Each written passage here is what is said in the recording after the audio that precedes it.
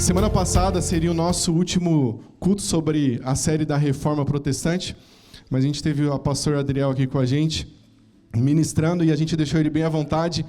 Ele derramou bastante aqui sobre nós, foi bem semana passada, né? Quem estava aqui, diga amém aí. Foi muito bom a semana passada a palavra do pastor Adriel, mas a gente não podia deixar de concluir essa série que nós começamos, porque foi e tem sido tão especial a série da Reforma, né? A gente recebeu vários feedbacks bem legais em relacionado a essa série que nós fizemos. E outubro foi um mês muito especial para a gente, porque a gente passou praticamente o mês inteiro falando sobre a Reforma, né? Tirando domingo passado, que foi o pastor Adriel. Mas foi um mês muito bacana, muito legal. Eu acho que foi bênção e tem sido bênção. Então a gente queria continuar essa série para finalizar hoje. A gente podia ter mais domingos falando sobre isso, de um conteúdo bem denso, de bastante informação, mas hoje a gente vai estar concluindo a nossa série, tá? Essa série e essa reforma que teve um papel muito importante na história da igreja cristã. Hoje nós vamos falar sobre a sola escritura. Não sei se eu estou falando certo, é assim mesmo, né? Somente a escritura e soli deu glória. Eu vou tentar correr aqui para fazer tudo e ainda tem ceia, então nós temos um tempo bem curto aqui para a gente falar sobre tudo isso, né? Dia 31/10 foi um dia muito especial para a igreja cristã, porque foi comemorado o Halloween? Não, meu irmão. Para a igreja cristã foi comemorado o dia da Reforma. Nós não comemoramos o Halloween. É engraçado que nosso inimigo ele tenta, de certa forma, às vezes, minar as festas, as coisas importantes do Senhor, né? Se você prestar atenção na Páscoa, que é uma celebração importante para a igreja, o que ele fez? Introduziu lá o coelhinho e o ovo, que não tem nada a ver com a verdadeira Páscoa. E no dia 31, bem no dia 31, a sociedade em si, e isso tem pegado cada vez mais aqui, não é nenhuma festa brasileira, né? Acho que é mais americana, mas o Halloween tem ficado muito presente dentro aqui da nossa nação, né? Mas nós não comemoramos o Halloween. Fala para o seu irmão assim, irmão, nós, fala aí, meu querido, não comemoramos o Halloween. Nós comemoramos a Reforma. E a Reforma, ela foi tão importante para a gente, porque, de certa forma, através dela, nós voltamos ao padrão de Deus, na palavra de Deus. Nós voltamos, colocamos os nossos olhos aqui nas Escrituras. Aquilo que havia se perdido foi resgatado nesse momento através da Reforma, porque, meus irmãos, o que norteia a minha vida, o que norteia a sua vida, deve ser a palavra de Deus. Você está com a sua Bíblia aí? Levanta sua Bíblia. A palavra de Deus deve ser... tem gente levantando o celular. Meu irmão, vamos trazer Bíblia de papel. Tá certo também, o celular vale, tá? Mas a palavra de Deus deve ser o que norteia as nossas vidas. Nada deve ser ao contrário disso. Hoje, em pleno século XXI, graças a Deus na nossa nação, a gente pode ir lá na nossa casa, na prateleira da nossa casa e pegar a nossa Bíblia. Nós podemos nos reunir aqui com as nossas Bíblias nas mãos. Você pode ir na sua casa lá escolher, eu não sei quantas Bíblias você tem, mas eu estava olhando a prateleira da minha casa e eu vi que tem algumas versões diferentes. Tem Bíblia com comentário bíblico, tem Bíblia de tudo quanto é jeito, de várias versões diferentes, né? Mas houve um tempo, meu irmão, que não foi bem assim. Houve um tempo na história que nem todos tinham a Bíblia tão próxima como nós temos aqui. A Bíblia está próxima da gente, a gente pode abrir. Eu quero ver na versão NVT, você tem na sua casa. Eu quero ver na versão celular, principalmente, né? Você consegue filtrar no celular qualquer versão, né? Então você tem na palma das suas mãos hoje, mas nem sempre foi assim. Houve um tempo que a Bíblia não era tão acessível como nós temos hoje aqui, né? E hoje nós temos esse privilégio de ter a Bíblia nas nossas mãos. Mas nessa época, os reformadores, eles não tinham esse privilégio. 508 anos atrás, esses reformadores, eles não tinham o privilégio que nós temos de ter a Bíblia na nossa mão. Isso é um grande privilégio para a nossa vida. E hoje, eu quero falar um pouco sobre essas solas. A gente não vai entrar aqui no contexto histórico, mas de forma bem resumida, a gente falou aqui nesses dias sobre Martinho Lutero, o grande reformador alemão que enfrentou ali a Igreja de Roma. Nós não podemos dizer exatamente que a reforma começou ali em 31 de outubro de 1517, quando Lutero fixou as 95 teses ali na porta da igreja de Wittenberg, acho que eu falei certo de novo. Certamente, esse foi um evento marcante para a igreja, certamente esse foi o start ali da reforma protestante, mas diversos outros homens, como a gente falou aqui, marcaram a história também da reforma protestante. Os pré-reformadores, que foram os valdenses, John Wycliffe, John Hus e Jerônimo, eu não vou conseguir falar o sobrenome dele, Savonarola, consegui. Esses homens também foram pré-reformadores junto com Martim Lutero, eles antecederam ali Martim Lutero. Nós não vamos entrar na história novamente aqui, mas você pode procurar na sua casa depois esses historiadores, dá um Google lá para você poder aprender um pouco mais sobre eles, tá bom? Esses homens, eles enfrentaram uma igreja totalmente corrompida, uma igreja que havia perdido ali os princípios iniciais do Evangelho. A Má falou um pouco sobre isso, ela falou sobre a corrupção do clero, onde padres e bispos, eles viviam ali de forma gananciosa, eles estavam mais preocupados com o poder, com a riqueza, do que a vida espiritual ali daqueles que congregavam com eles. A Má falou também sobre venda de cargos eclesiásticos. A igreja ela vendia cargos, eles não eram, as posições que tinham ali dentro da igreja não eram conquistadas por mérito, mas elas eram conquistadas porque eram vendidas essas posições eclesiásticas. O nepotismo também estava muito presente. Familiares de bispos e papas, eles recebiam cargos públicos diante daquilo que aquelas pessoas estavam dando, além dos abusos morais, além da distância do povo ali da igreja, porque a missa ela era celebrada em latim, era incompreensível ali para as pessoas que estavam participando. A Má também falou sobre o poder do Papa e a venda de indulgências, né? Ou seja, esse era o cenário em que a igreja se encontrava naqueles dias, naquele tempo. Mas Deus, fala assim comigo, mas Deus nunca perde o controle da história. Fala isso mais uma vez, mas Deus nunca perde o controle da história. Eu já falei isso algumas vezes aqui, ele sempre levanta homens e mulheres de Deus em determinados momentos da história, ele nunca perdeu esse controle da história. E ele levanta esses homens, esses reformadores que a gente citou aqui, ele levanta Martinho Lutero, que inspirado pelo Espírito Santo, inspirado por Deus, ele fala das 95 teses, ele vai contra ali as indulgências, aquilo que estava sendo feito naquele momento, porque aquela igreja, a igreja católica, ela pregava que era possível reduzir o tempo de purgatório ali mediante a indulgência, mediante ao pagamento da indulgência. E Lutero, tudo isso era terrível para esses pré-reformadores e para esse reformador. Lutero, então, ele considerava isso um comércio da fé, uma manipulação da fé.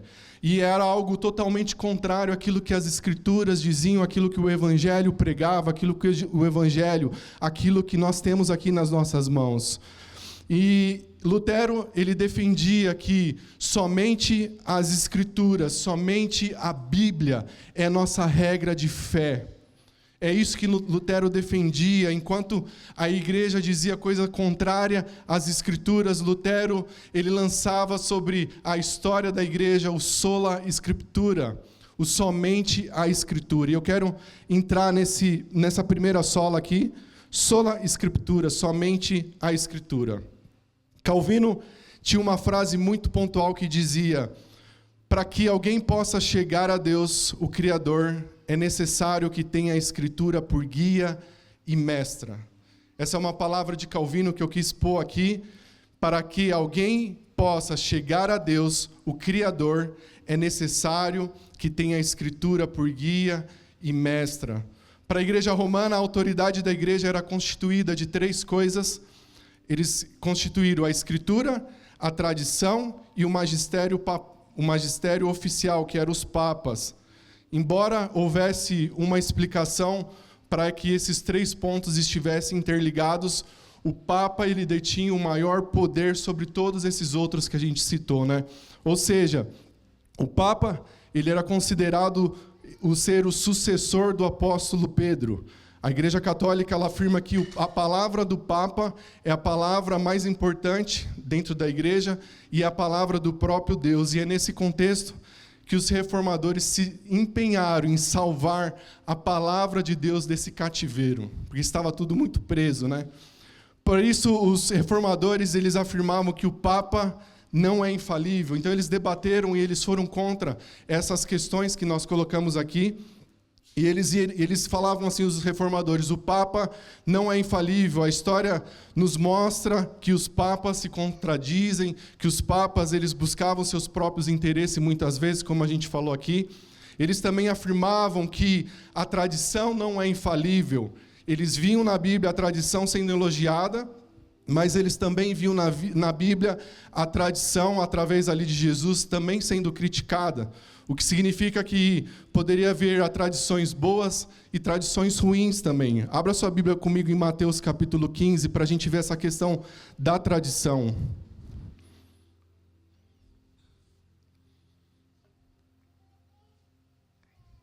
Mateus 15, versículos 2. Eu vou fazer um compilado aqui para a gente não precisar ler tudo, tá? Mateus 15, versículo 2, 3 e 6. Diz assim: porque os teus discípulos transgridem a tradição dos anciãos, porque não lavam as mãos quando comem? Ele, porém, lhe respondeu: e vós, por que transgrides o mandamento de Deus por causa da vossa tradição? E eu acho que agora é o número 6. Não vai dar para acompanhar certinho na Bíblia, mas assim, por causa da vossa tradição, invalidaste a palavra de Deus. Ou seja, os reformadores não eram contra completamente a tradição. A reforma, na realidade, ela era contra a tradição quando ela estava contra as Escrituras. Se a reforma disse isso para a gente precisa aprender sobre isso também nesses dias, né? Ou seja, se a tradição era contra a palavra de Deus, os reformadores eram contra essa tradição. Ela não podia ir contra a palavra de Deus. E esses reformadores, de forma brilhante, eles reforçaram que apenas a Escritura Sagrada é infalível. Apenas a Escritura Sagrada é infalível. Esse é o princípio do sola Escritura. Esse é o princípio do somente as Escrituras. A Bíblia Sagrada é a regra de fé e prática de todo cristão. Se você é um cristão, se você é um Senhor, a Bíblia é sua regra de fé e prática. E esse aqui não é um livro qualquer, meu irmão.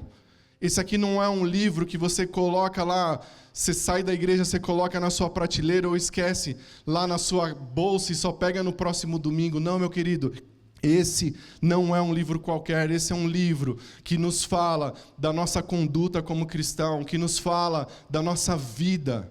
Esse é um livro importantíssimo para a gente. Somente a Escritura reforça isso para a gente. Que a Bíblia é a autoridade final nas nossas vidas, é a autoridade da igreja, é a autoridade dos membros que congregam aqui. Somente a Escritura, ela é a palavra objetiva de Deus para nós. A palavra de Deus é tudo que nós precisamos para viver. Fala comigo, somente a Escritura. Os pais da igreja do primeiro século já falavam sobre isso. Eles falavam que a Bíblia é inspirada por Deus. Significa assim que homens escreveram e foram inspirados por Deus através do Espírito. Abra comigo 2 Timóteo 3, vamos ler esse texto juntos. 2 Timóteo capítulo 3.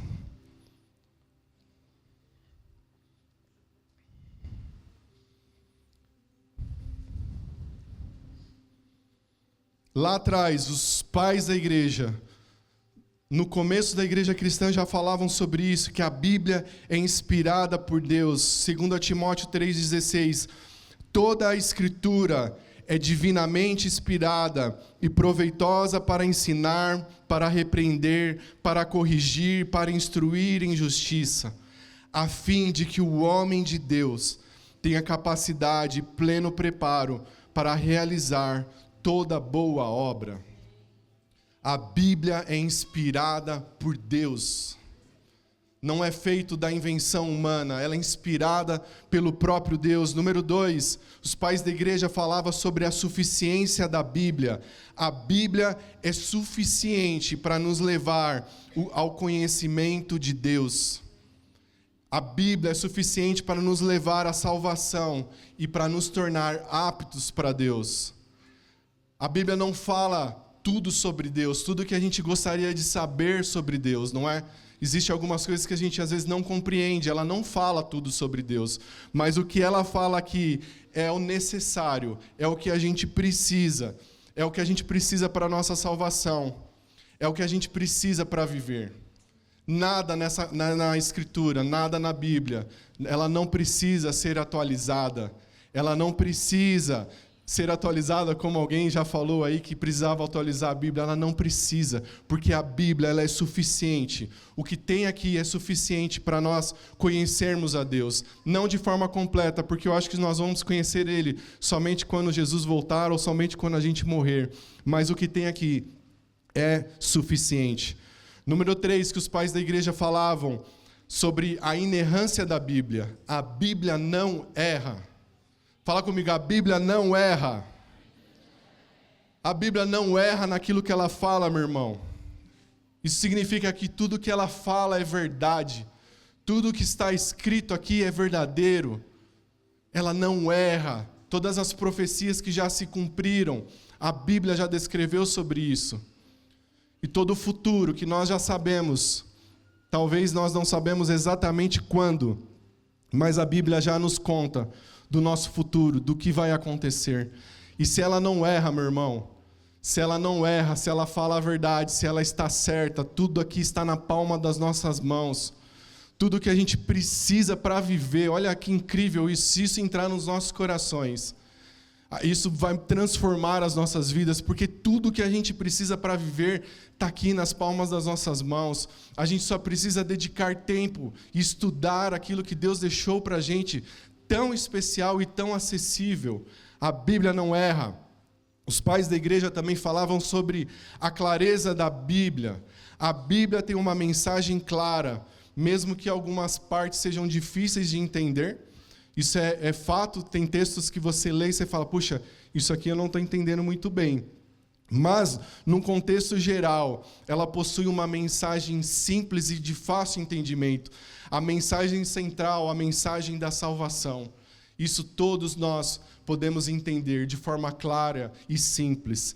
Essas são os quatro pontos que os pais da igreja, os reformadores, eles levantaram ali de testemunho junto com os pais da igreja, e o Espírito Santo guiando esses reformadores a toda a verdade novamente, né? Basicamente, meu irmão, esse é o resumo do Sola Escritura.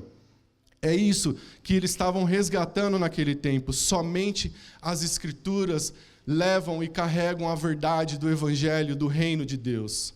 Somente a Escritura. Mas para a gente hoje aqui, o que impacta isso nas nossas vidas? O que o Sola Escritura impacta no nosso cotidiano, na nossa maneira de viver? Ela impacta 100% nas nossas vidas, porque, queridos irmãos e irmãs, a Bíblia é nossa bússola. Ela não é um livro qualquer, como eu falei aqui. A Bíblia é um livro que tem que reger a nossa maneira de viver. A Bíblia não é um livro para você abrir no Salmo 23 e deixar ela aberta lá na sua prateleira. A Bíblia tem que ser o nosso manual de vida diário, o nosso manual de sobrevivência. Esse não é um livro qualquer, meu querido irmão. Somente a Escritura, tudo que nós temos aqui, porque nós lemos aqui em 2 Timóteo 3,6, toda a Escritura, tudo que está aqui é divinamente inspirado por Deus, é divinamente inspirado pelo Pai. Para quê? O texto fala assim, a fim de que o homem de Deus, a fim de que a mulher de Deus, a fim de que o homem de Deus, você, meu irmão, a fim de que você tenha capacidade, pleno preparo para realizar toda a obra. ela nos capacita, ou seja, tudo que está escrito aqui foi inspirado pelo próprio Deus. E por ela ser inspirada pelo próprio Pai, ela se torna a sua palavra. É por isso que a gente fala, a Bíblia é a palavra de Deus.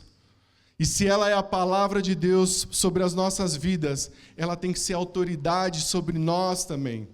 Ela tem que ser autoridade sobre a nossa maneira de viver. Ela deve regir os nossos passos.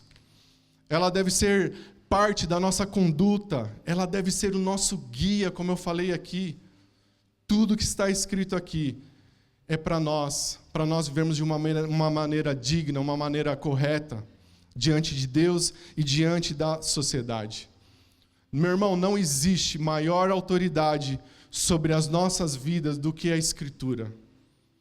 Existe sim autoridades espirituais, levantadas por Deus no meio da igreja, mas, meu irmão, não existe maior autoridade sobre as nossas vidas do que a palavra de Deus.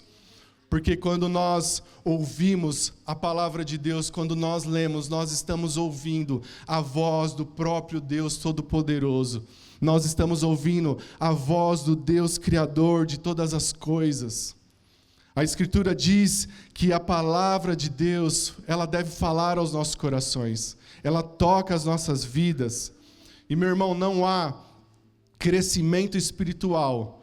Não há crescimento espiritual se nós não tivermos a Bíblia como primazia na nossa vida, se nós não colocarmos ela como uma prioridade nas nossas vidas, porque a Bíblia, ela é a expressão de Deus, porque ela explica, ela nos mostra e nos ensina quem Deus é. A Bíblia nos fala do amado das nossas almas, a Bíblia nos conta a história de Jesus, a Bíblia nos conta a história da redenção, a Bíblia nos conta sobre Ele. Talvez, se nós não tivéssemos as Escrituras, talvez nós não conheceríamos a Jesus tão a fundo como nós conhecemos. Muitas nações não têm o acesso que nós temos às Escrituras, mas através da palavra nós podemos conhecer e ansiar cada vez mais por Deus, por Jesus. Ele é o nosso amado e através das Escrituras a gente pode viver isso. Aqui nós encontramos a vida. Aqui nós encontramos os mais preciosos ensinamentos de Deus. Aqui é o alimento de todo cristão. Todo cristão, se você é um cristão, nós precisamos nos alimentar diariamente das Escrituras e da Palavra de Deus. Eu quero deixar aqui 4 aplicações práticas relacionados ao sola Escritura, ao somente Escritura. Número 1, use as Escrituras nas suas decisões diárias. Use as Escrituras em tudo que você for fazer. Antes de você agir ou escolher algo, pergunte para você mesmo o que a Bíblia diz sobre isso. Nós podemos usar a Bíblia em toda a nossa maneira de viver, mas uma dica que fica nas suas decisões diárias, no seu dia a dia, pergunte para você mesmo o que a Bíblia diz sobre isso. O que o Senhor quer falar sobre mim diante de uma decisão difícil. Por exemplo, em vez de você seguir ali o que o mundo chama de sucesso, siga o que a palavra diz sobre fidelidade. Siga aquilo que a Escritura diz. Use a palavra de Deus para suas decisões diárias.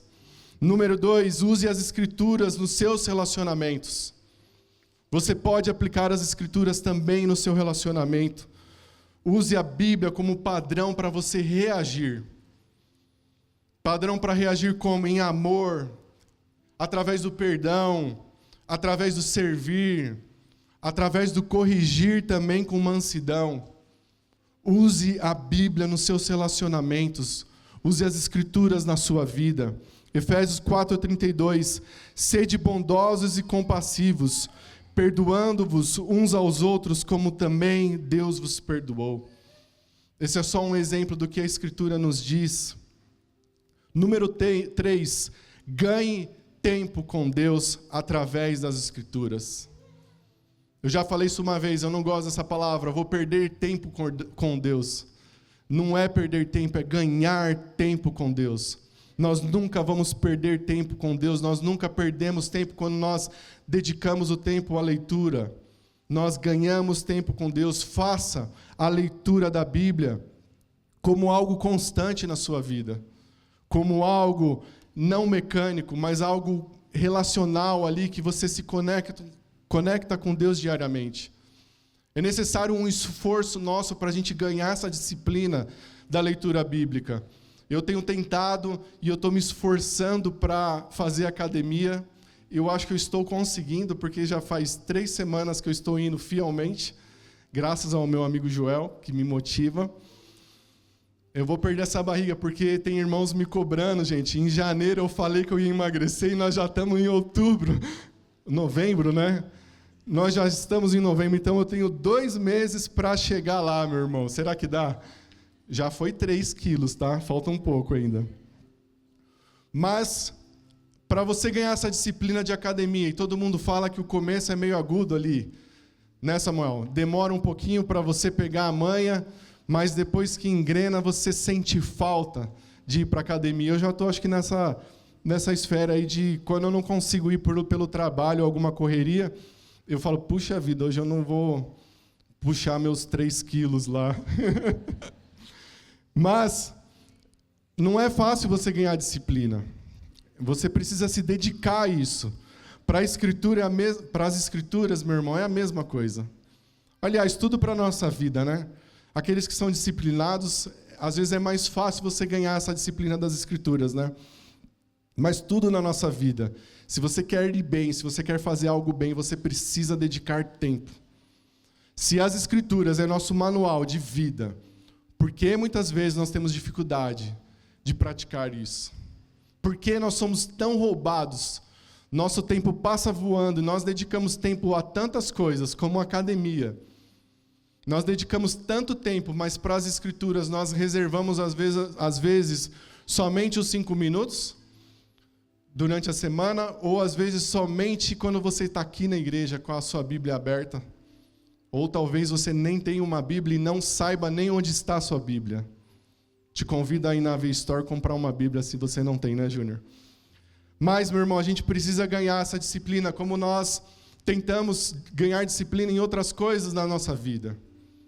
Tenho certeza que você é disciplinado no seu trabalho, porque se você não for, você é mandado embora.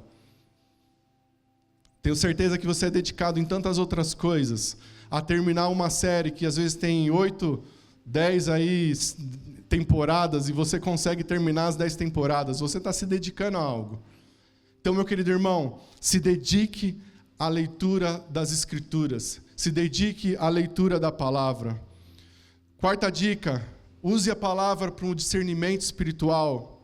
Use a palavra como um filtro para a sua vida. Quando nós ouvimos um conselho, conselhos são bons, mas eles têm que ser pautados nas Escrituras.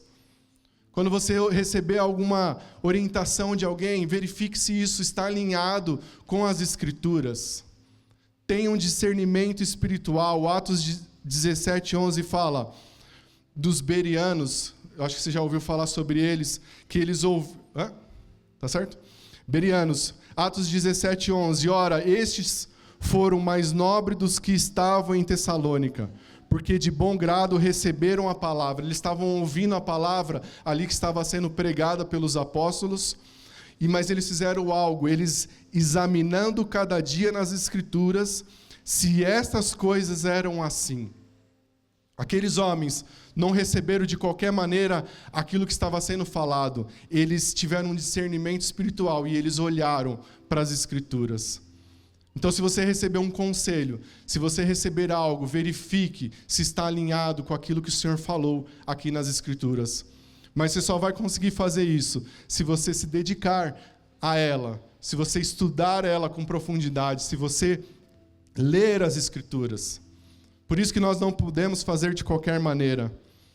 Porque a palavra, ela é viva, ela é eficaz, ela vai falar dentro dos nossos corações, ela vai falar dentro da sua vida. E se você quer, e se você permitir muitas coisas, Deus vai transformar dentro de nós, dentro do nosso coração. Tiago 1:25 diz: mas o homem que observa atentamente a lei perfeita, que traz a liberdade, e persevera na prática dessa lei, não se esquecendo o que ouviu, mas praticando, será feliz naquilo que fizer. Tiago 1:25. Vou ler mais uma vez. Mas o homem que observa atentamente a lei perfeita que traz a liberdade e persevera na prática dessa lei. Perseverança. Persevera na prática dessa lei, não esquecendo o que ouviu, mas praticando, será feliz no que fizer. Você quer ser feliz, meu irmão? Pratique as Escrituras. Ah, mas eu não vou ter problemas? Vai ter problemas sim. Vai ter dias difíceis, vai ter dias tristes, vai ter dia nublado na sua vida. Mas persevere nisso. Porque é muito melhor enfrentar as tempestades da vida com o Senhor no barco do que Ele fora do nosso barco. É muito melhor ter as Escrituras guardadas no nosso coração, porque quando você enfrentar esses dias, a palavra vai vir automaticamente no seu coração. A confiança em Deus, ela dobra quando nós temos a Escritura firmada no nosso coração. É isso que aqueles reformadores estavam pregando. É isso que eles queriam colocar ali naquela época, e é isso que nós colocamos hoje. Somente a Escritura. Somente ela deve ser a autoridade, ela deve ser o nosso guia na nossa vida. Eu estou sendo até repetitivo aqui, porque eu quero que isso entre no seu coração. Porque vai ser muito fácil a gente sair daqui e guardar a nossa Bíblia no nosso armário, no nosso guarda-roupa, na nossa bolsa. Mas, meu irmão, se esforce para conhecer Deus cada vez mais através das Escrituras. Uma igreja forte é uma igreja que ela é fundamentada na palavra. A palavra faz parte de um dos nossos pilares. Nós temos a palavra como um pilar dessa casa. Então, meu irmão, pratique as Escrituras, pratique a palavra de Deus. Somente a Escritura. Fala comigo, somente a Escritura. E a última sola, de forma bem rápida, nós não vamos conseguir entrar de forma profunda em todas as solas. O tempo é muito curto, meu irmão, então eu te convido para que pesquise na sua casa sobre isso, para você se aprofundar mais sobre esse tema. Mas a última sola é sola Deo glória. Falei certo? Somente a Deus a glória. Mais uma frase de Calvino que eu peguei. Para nós, só a glória de Deus é legítima. Fora de Deus, só há mera vaidade.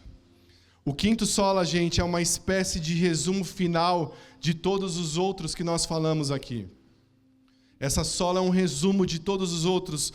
Pode-se dizer que toda a teologia da reforma, ela remete à seguinte pergunta: de quem é a glória? Resumindo, na teologia aqui da Reforma Protestante, vai falar sobre isso, de quem é a glória. O resumo é esse: se entendermos que Maria, o pastor Nenê falou bastante sobre Maria aqui no dia que ele veio, se entendermos que Maria é nossa mediadora e intercessora, ela recebe a glória.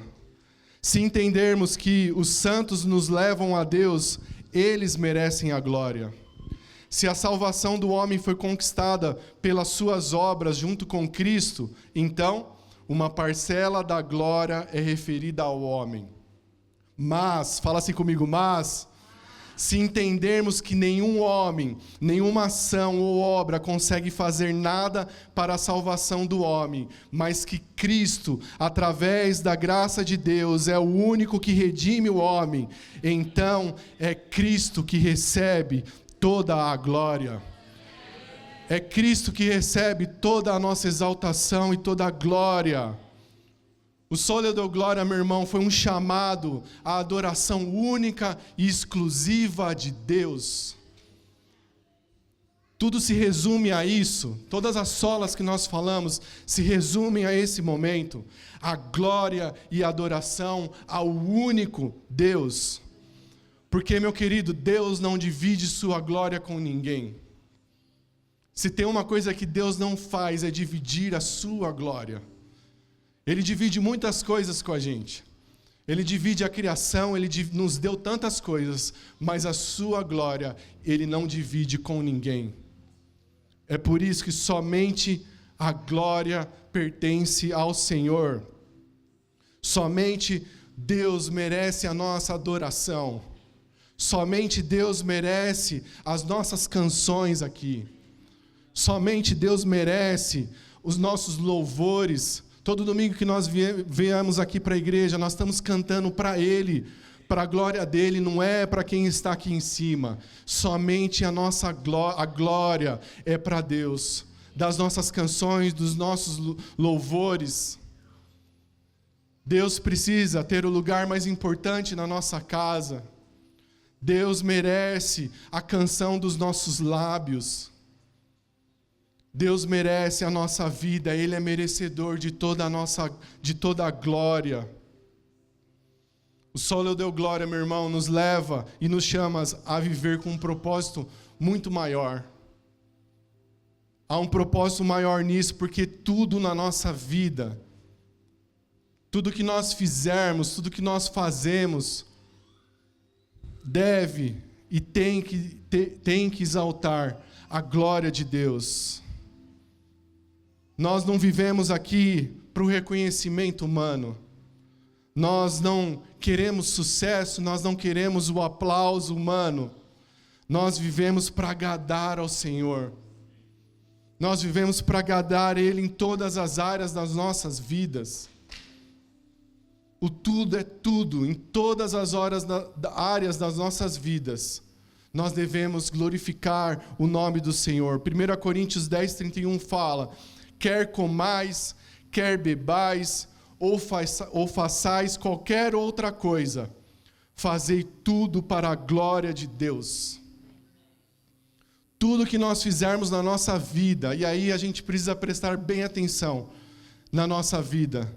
Nós precisamos prestar bem atenção na maneira como nós vivemos, porque tudo deve refletir a glória de Deus. Tudo deve ser para a exaltação do seu nome. Porque quando nós vivemos para a glória de Deus, a nossa motivação muda. Nós deixamos de buscar a aprovação humana. Nós deixamos de buscar uma aprovação de homens. E nós passamos a buscar então a aprovação do Pai. Os discípulos de Jesus, eles entenderam bem isso. Eles não permitiram ser roubados pela tentação da glória. E olha que esses homens, eles se moveram de forma extraordinária no seu tempo. Eu não sei se você já curou um cego, se você já curou um aleijado, mas esses homens, eles fizeram isso. Esses homens se moveram de forma extraordinária, mas eles não permitiram que esse mover roubasse o lugar que Deus tem. Eles não permitiram que essa glória contaminasse o coração deles. Atos 10 fala de um encontro de Pedro com Cornélio. Cornélio era um oficial romano que era temente a Deus. E nesse capítulo ele conta que Cornélio teve uma visão. E aí Pedro também tem uma visão, depois você pode ler na sua casa. Mas esse oficial, o Cornélio, ele manda chamar Pedro, ele manda alguns homens para chamar Pedro, e Pedro vai de encontro a Cornélio. Vamos ler esse texto, Atos 10, 25. Põe aqui, Ti, por favor.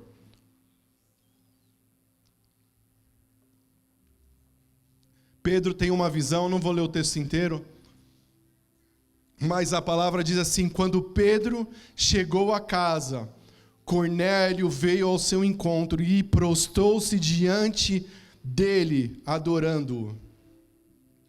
Mas qual foi a resposta de Pedro? Pedro levantou e disse: fique de pé, eu sou apenas um homem como você. Eram homens que se moviam de forma poderosa no seu tempo, mas eles não permitiam que a glória que é de Deus tomasse esse lugar no coração deles. Fique de pé, olha que Pedro responde para ele: fique de pé, eu sou apenas um homem como você. Quantos abusos nós vemos nesses dias dentro da igreja? Esses dias eu vi um vídeo de uma pastora saindo do chão, uma loucura. Ela saiu do chão e a igreja estava lá celebrando a entrada dela. Ô, gente. E era um negócio de vidro, cara. Um negócio estranho. Gente, não dá. A glória pertence somente a Deus. Olha esses homens, cara. Aqui você pode ver, ó, Atos 14 conta uma outra história de Paulo e Barnabé. Abre aí, Atos 14, vamos ler o 13 e o 15.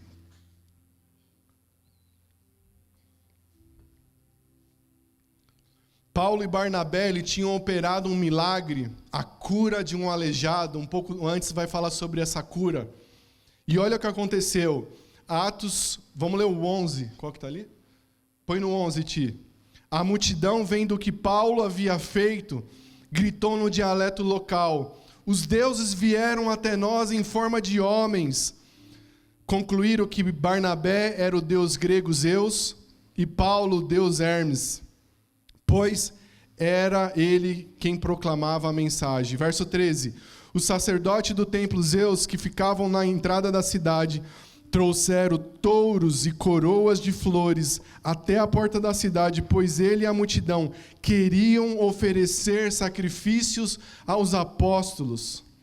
Verso 14. Quando Barnabé e Paulo ouviram o que estava acontecendo, rasgaram as roupas e correram para o meio do povo, gritando: amigos, por que vocês estão fazendo isso? Somos homens como vocês. Viemos lhe anunciar as boas novas, para que abandonem estas coisas sem valor e voltem para o Deus vivo, que fez os céus e a terra, o mar e tudo o que nela há. Esses homens tinham operado com poder e maravilha através do nome de Jesus. Um paralítico havia sido curado, e aquela cidade ficou alvoroçada, como nós lemos aqui. Eles queriam trazer aqui sacrifícios, coroa de flores, mas Paulo e Barnabé, ele falou, não. Acho que o desespero deles naquele momento, eles chegaram a rasgar a roupa deles. Não! O que vocês estão fazendo? Rasgaram as roupas e foram correndo. Não façam isso novamente. Somos homens como vocês. Eles não permitiam que a glória roubasse o coração deles. Porque, meu irmão, se o cara é usado para curar um paralítico, eu nunca vi assim um milagre desse tamanho. Mas se Deus usar alguém para isso, essa pessoa tem que tomar muito cuidado dependendo de onde ela está. Porque pode haver uma confusão na mente das pessoas de achar que é essa pessoa que detém o poder. Mas o poder é de Deus, a glória é de Deus. Então esses discípulos, eles não permitiram isso. Os discípulos entenderam isso e nós precisamos entender isso na nossa vida. Meu irmão, pare de idolatrar homens. Pare de idolatrar pastores. Nós precisamos idolatrar somente a Deus, porque somente a Deus a glória. Só Deus glória nos chama a viver com o coração rendido e o foco certo. Nós não somos o centro da história, meu irmão. Deus é o centro da história. Nós só estamos contribuindo com a história de Deus. Por isso que nós não podemos levar a glória de nada nas nossas vidas. Tudo deve refletir a glória de Deus, porque quando a gente faz isso, quando a gente vive para a glória de Deus, a nossa vida ganha sentido. A nossa vida ganha um propósito eterno. E quando a gente vive dessa maneira, a gente pode aplicar no nosso trabalho, a gente pode aplicar na nossa vida diária. No nosso trabalho é fazer tudo com excelência, com integridade, com dedicação, como se fosse para o próprio Deus. Colossenses 3:23 fala assim: em tudo que fizerem, trabalhem de bom ânimo, como se fosse para o Senhor e não para os homens. Lembre-se de que o Senhor lhes dará uma herança como recompensa, de que o Senhor a quem serve é Cristo.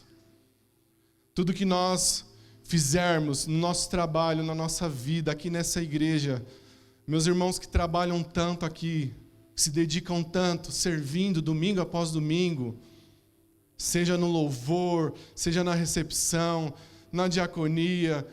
Eu vou ser injusto nas mídias se eu não citar todos aqui. Na projeção, no som, tudo nós fazemos pelo Senhor e para Ele. Nós não trabalhamos aqui domingo após domingo para uma satisfação pessoal, para uma glória pessoal, por causa dos pastores. Não, nós fazemos por causa dEle.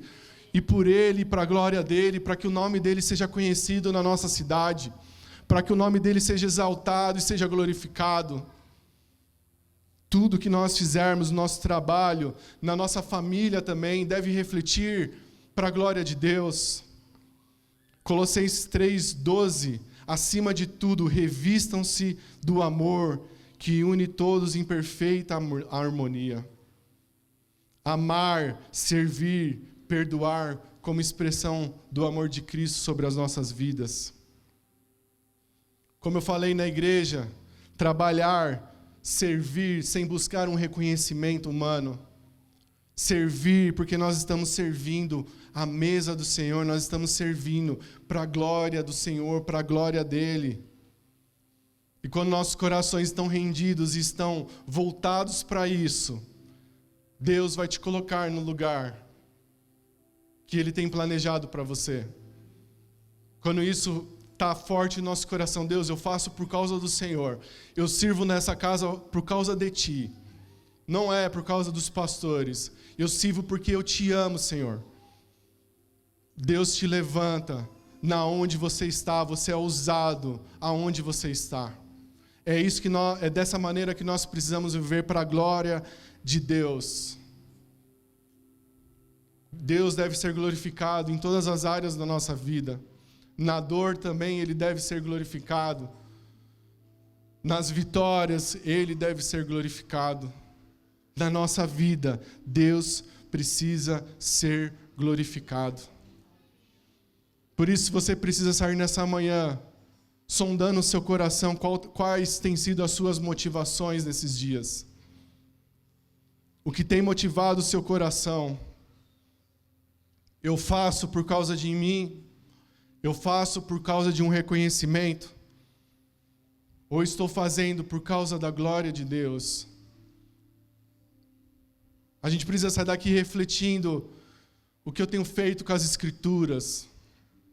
Será que somente Escritura, ela é real na minha vida de verdade? Ela está aqui dentro da minha vida? Ou eu sou um cristão só da boca para fora? Mas eu não vivo o Evangelho de verdade. Eu só falo que eu sou um cristão. A gente tem que sair com essa reflexão aqui hoje. Do somente a Escritura na minha vida. Somente a palavra de Deus. E tudo que eu fizer deve refletir para a glória de Deus. Para que o nome dEle seja exaltado. Para que Ele seja glorificado. Busque maneira, meu irmão, na sua vida diária, de glorificar a Deus. Quando você ajuda um necessitado, quando você ampara um irmão que está precisando, nós nunca vamos pôr no pedestal. Quando nós trazemos alimentos aqui, é para a glória de Deus, é para o Deus ser glorificado. Inclusive, meu irmão, esse mês nós falhamos, nós não conseguimos montar todas as cestas. Entre aspas, nós fomos comprar os alimentos que faltaram para completar a cesta. 10 famílias, se eu não me engano, dentro da nossa casa, precisam dessas cestas. E esse mês ficou faltando. Samir veio me procurar, eu falei, Samir, vai lá, compra o que está faltando, porque nós não vamos deixar de abençoar essas pessoas. Então, meu irmão, tudo que nós fizermos, tudo que nós fazemos reflete a glória de Deus. Quando você traz um alimento, você está fazendo o nome de Deus ser glorificado através desse alimento. Como, Tiago? Você está abençoando uma família. A nossa casa está suprindo necessidades de pessoas. Deus vai ser glorificado através da comunhão nossa. Toda a nossa vida deve refletir a glória de Deus, porque Ele é digno da nossa exaltação. Ele pagou um preço alto para a gente poder estar aqui nessa manhã. Não foi um preço qualquer. Custou a sua vida. E hoje a gente pode estar aqui celebrando essa mesa, relembrando isso. Porque Jesus um dia pagou esse preço por nós. Esses homens, esses reformadores, pagaram um preço para que as Escrituras estivessem tão próximas de nós. Seja grato. Seja grato pelo que você tem.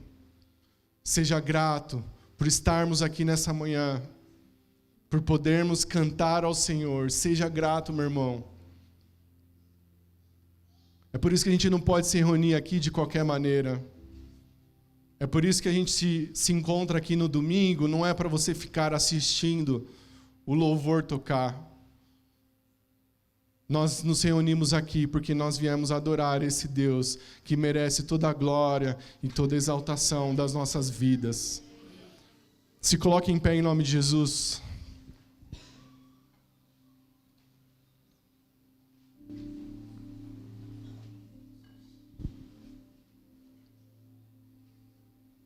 Feche seus olhos, talvez essa palavra, ou talvez você percebeu que há falhas, você não consegue se dedicar à leitura das Escrituras. Mas o Senhor nunca nos confronta para nos constranger ou para nos humilhar, Ele nos confronta porque Ele quer se conectar com a gente através da palavra, através das Escrituras. Então, meu querido irmão, permaneça com seus olhos fechados, tente por alguns minutos não se distrair nesse momento. E ore no seu coração, pedindo essa graça, essa misericórdia sobre Deus, para que você consiga, para que a gente consiga se conectar a essa palavra de vida, que a gente possa se conectar às Escrituras. Pai, em nome de Jesus, nessa manhã nós oramos aqui, ó Pai, e pedimos a Tua graça e a Tua misericórdia sobre as nossas vidas, Senhor. Ó Deus, foi pago um alto preço para que nós pudéssemos estar aqui agora, Senhor. Tanta coisa aconteceu na história, Senhor, para que chegasse esse momento agora e nós tivéssemos a liberdade de poder abraçar as nossas Bíblias, de poder carregar, ó Pai, as Escrituras, ó Deus. E nessa manhã, Senhor, que haja um renovo, ó Pai, nesse sentido, nas nossas vidas aqui no particular, ó Deus. Que haja um renovo, uma paixão nova pelas Escrituras, ó Pai. Porque é através dela que o Senhor fala nas nossas vidas, é através das Escrituras que o Senhor toca nos nossos corações. Então, Senhor, nos ajude a não nos distrair no dia a dia. Porque nós nos distrairmos, nós gostamos das coisas, ó Pai, fora da Tua palavra, Senhor, a nossa carne gosta disso, Pai. Mas, ó Pai, nós estamos crucificados com o Senhor. Já não vive mais nós, mas nós vivemos pelo Senhor. Então que a verdade da Tua palavra venha estar presente na nossa vida nessa semana, venha estar presente nas nossas vidas nos próximos meses, nos próximos anos, ó Pai, que haja uma paixão, Senhor, pela leitura bíblica, Pai, que possamos ganhar essa disciplina, Senhor. Em nome de Jesus, esse é o nosso desejo. Esse é o meu desejo, Senhor. Aumente a minha paixão pelas Escrituras, Senhor. Perdoa-me, ó Pai, pelas falhas, pelos dias que às vezes, ó Pai, eu não leio a palavra. Me perdoa, Senhor. Eu desejo, ó Pai, me aprofundar mais no conhecimento do Senhor. E que nossa igreja, a nossa casa de fé, também viva dessa maneira, Senhor. Que nós possamos ter as Escrituras, ó Pai, como um lugar importante nas nossas vidas, ó Pai, para que o final de tudo isso, para que o final, o resultado das nossas vidas, seja glorificar o seu nome, seja exaltar o teu nome, Deus, através da nossa família, através da nossa casa, ó Deus. Ó Pai, tudo que nós fizermos, nós queremos que o seu nome seja glorificado, seja exaltado, ó Deus. Por favor, nos ajude a entender isso, renove a nossa mente. Que toda a nossa vida reflita a sua glória, Senhor. Porque o Senhor é o merecedor da glória. O Senhor é digno de toda exaltação nesse lugar. O Senhor é digno de toda a glória. O Senhor é digno da exaltação dos nossos lábios. Nós exaltamos a Ti, Senhor. Nós nos reunimos aqui por causa do Senhor, para que o Seu nome seja engrandecido, para que o Senhor receba a adoração, para que o Senhor receba toda a glória, ó Pai. Receba a glória, Senhor. Receba a exaltação, Senhor. Em nome de Jesus, em nome de Jesus. Permaneça com seus olhos fechados. Nós vamos celebrar a ceia nesse momento. Amém, amém. Sabe, estava sentada ali, irmãos, e pensando, a gente pode sair daqui dessa manhã achando que a reforma aconteceu em 1517, mas a realidade é que diante de tudo que foi exposto para a gente ao longo desse mês, talvez a gente precise de uma reforma.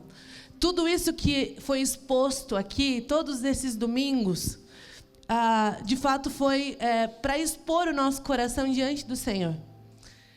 Para a gente olhar para aquilo que a gente ouviu, aquilo que ministrou o nosso coração, e como o Tiago falou, será que nós precisamos de uma reforma hoje? Olhando para a mesa de Jesus, para essa celebração que a gente faz uma vez por mês, se nós ainda entendemos a Santa Ceia, a mesa de Jesus, como um ritual religioso, onde eu venho uma vez por mês, e depois de participar do suco, do pão, eu saio daqui mais leve, como se eu tivesse cumprido a minha obrigação, como se eu tivesse batido um cartão, como se aí sim eu tô pronto, aí sim eu tô renovado, simplesmente. Nós não entendemos ainda. Nós precisamos de uma reforma. A mesa do Senhor não é um simples ritual, onde, como eu disse, a gente vem e participa e vai embora, e isso não nos transforma. A mesa do Senhor, ela comunica muitas verdades para a gente. E uma delas é: Cristo foi suficiente. E é suficiente para livrar a gente de uma distância que nós tínhamos absurda do nosso Deus. Essa é a primeira verdade. A mesa do Senhor nos lembra de Cristo. Ela aponta para a obra de Jesus na cruz, e é isso que nós celebramos quando nós comemos, quando nós bebemos o suco, é disso que estamos nos lembrando. Cristo morreu no nosso lugar. Ele fez algo que eu e você não poderíamos fazer. Ele assumiu uma culpa que não era dele. Ele veio como um de nós, viveu perfeitamente, morreu numa cruz, entregou a sua vida, entregou o seu sangue, pagou a nossa dívida diante de Deus. E hoje nós podemos ter esse acesso livre ao Senhor, Ele é o nosso intermediário, Ele foi livre de qualquer outro intermediário. Hoje nós podemos ter esse acesso livre ao Senhor por conta da obra de Jesus. A ceia fala disso. A ceia também fala de uma comunhão que nós temos uns com os outros. Não temos só comunhão com Cristo, mas agora nós pertencemos a uma família. Esse irmão que está sentado do seu lado aí, atrás de você, que talvez você nem sabe o nome, ou talvez você não conheça, é família com você. A ceia aponta também para essa comunhão entre os irmãos. Quando nós comemos o pão, quando nós bebemos o cálice, nós estamos dizendo, olha, nós somos um, nós compartilhamos da mesma fé. Jéssica, Pablo, hoje nós compartilhamos dessa mesma fé. Hoje, o Jesus que salvou a vida de vocês é o Jesus que salvou a minha vida. O sangue que foi derramado por você é o mesmo sangue que foi derramado por mim.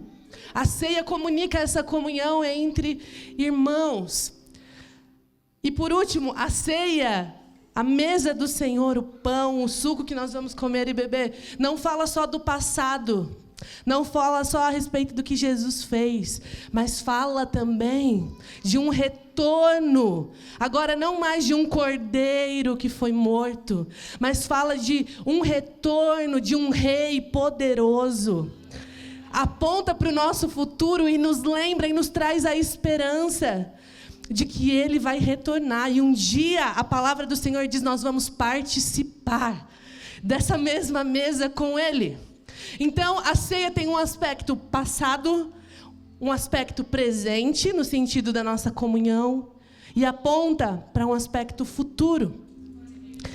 Eu acho que se a gente participar nessa manhã com essa compreensão, aí nós entendemos. Aí isso aqui passa de ser um ritual religioso, passa de ser algo místico, mas passa a ser algo verdadeiro que faz sentido para a nossa vida.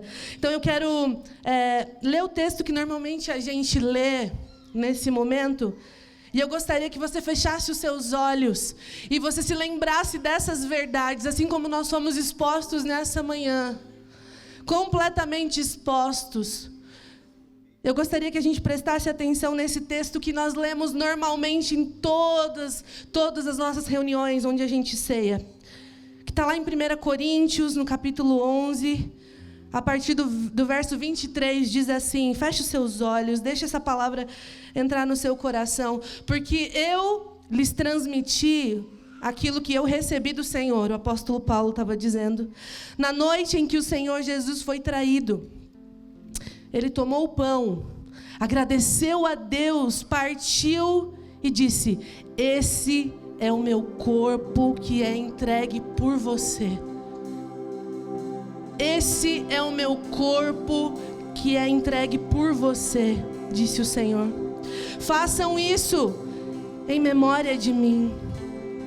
Da mesma forma, depois do pão, Ele tomou o cálice e disse, esse cálice é a nova aliança, confirmada com o meu sangue.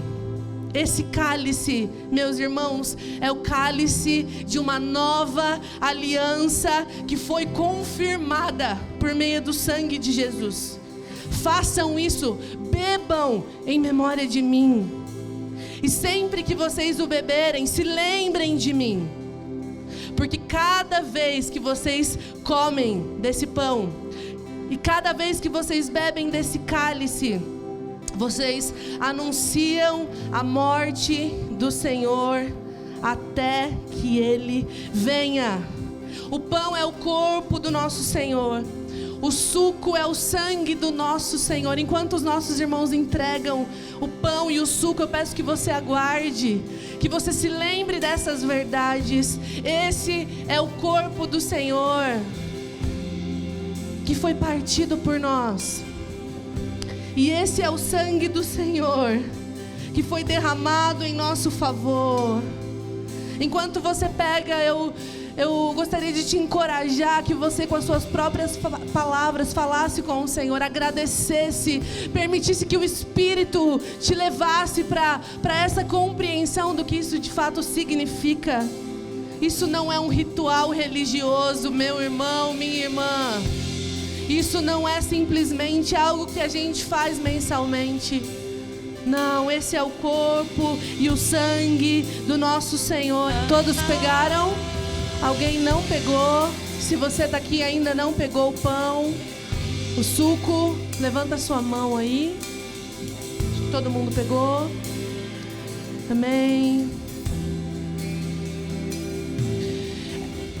Esse momento se torna um momento religioso quando a gente não entende o que a gente está fazendo, não é? Comer um pedaço de pão pode ser só um pedaço de pão, se de fato a gente não entende o que a gente está fazendo. O apóstolo Paulo, inclusive, nos incentiva a gente ter compreensão do que a gente está fazendo. Nesse mesmo texto ele vai falar sobre a gente se autoexaminar, sobre a gente parar para pensar no que significa.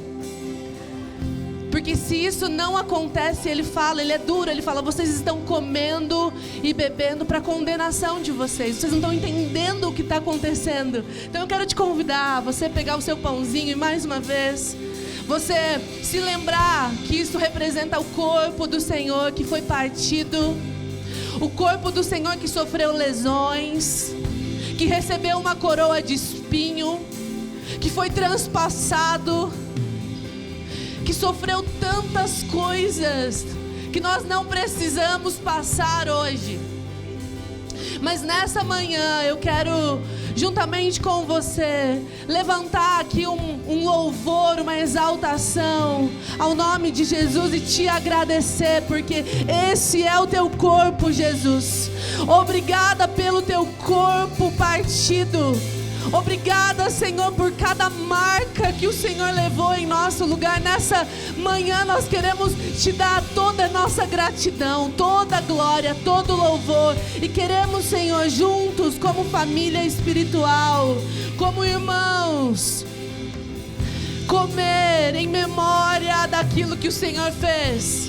Comer em memória. Você pode pegar o seu pão e juntamente com a gente aqui comer desse pão, se lembrando daquilo que o Senhor fez por você. Vamos juntos? Obrigada, Jesus, nós te louvamos. Obrigada.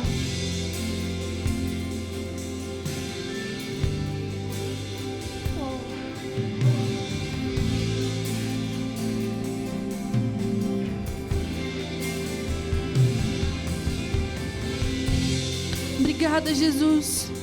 Da mesma forma, Senhor, nós queremos te louvar mais uma vez pelo teu sangue derramado, sangue dessa nova aliança que o Senhor fez conosco ali na cruz, sangue que perdoou as nossas dívidas, sangue que nos aproximou mais uma vez do Pai, que nos trouxe de volta para o nosso lugar de origem. Nós te louvamos e compartilhamos e bebemos desse suco de uva, nos lembrando do seu sangue derramado. Obrigada, Jesus.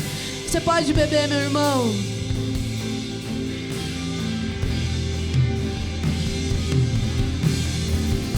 E agora, se você puder, diante daquilo que nós ouvimos aqui nessa manhã, levantar suas mãos aí no seu lugar e exaltar esse nome que está acima de todo nome. Dá glória para o Senhor aí, meu irmão, com a sua voz, com o seu corpo, com as suas expressões.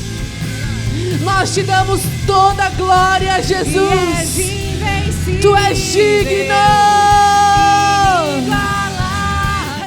Pai, em nome de Jesus, agradecemos por essa manhã, te louvamos e exaltamos o seu nome, Jesus, porque o seu nome está elevado no mais alto lugar. O seu nome é glorificado aqui. O seu nome é o maior de todos, ó Pai. E nós exaltamos a Ti pela Tua palavra. Obrigado, Senhor, pela reforma. Obrigado pelos nossos irmãos, ó Pai, que pagaram um preço tão alto lá atrás. E hoje nós estamos aqui falando deles. Obrigado, Senhor, porque o Senhor jamais perde o controle da história.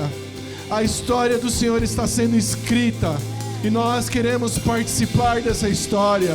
Nós estamos aqui para participar dela, para que no final, Senhor, nós todos, ó Pai, possamos estar juntos diante do trono do Cordeiro, diante do Senhor, ó Deus, exaltando junto com os anjos, exaltando ao Senhor junto com os anciãos, exaltando o seu nome, Deus.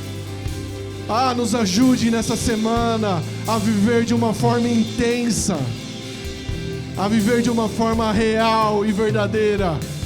Em nome de Jesus, muito obrigado. Abençoe a tua igreja, abençoe nossas vidas e nos ajude, Santo Deus, a refletir a tua glória, a refletir a tua imagem.